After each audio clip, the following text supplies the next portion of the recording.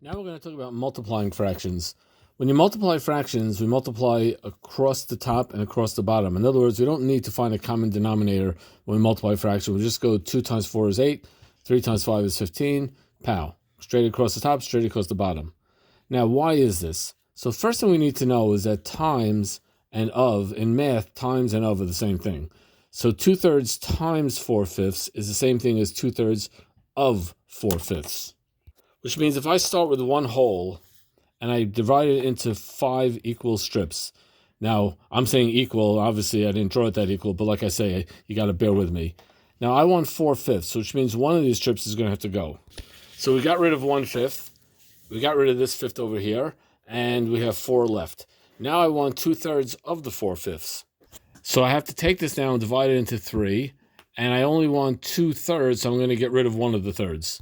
So there we go. So I have, here's what's left, and these are the parts that I got rid of. But how much is left? If you look at the whole is divided into 15 boxes, 15 boxes if you count all the boxes here. And of the 15 boxes, 8 boxes remain. So what remains? 8 out of 15, which is what we have right here, 8 15s. But wait a second, why is there 8 and why is there 15? Well, the 15 really came from the 3 and the 5, which are down here, because the thirds means I made 3 rows. The fifths means I made 5 columns. That's where I got the 3 and the 5. But what about the 8, the 2 and the 4? Well, I have 2 of the thirds that came from the numerator, and this 4 also came from the numerator.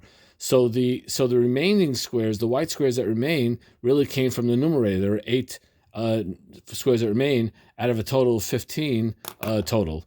Yay, and that is why we multiply straight across the top and straight across the bottom.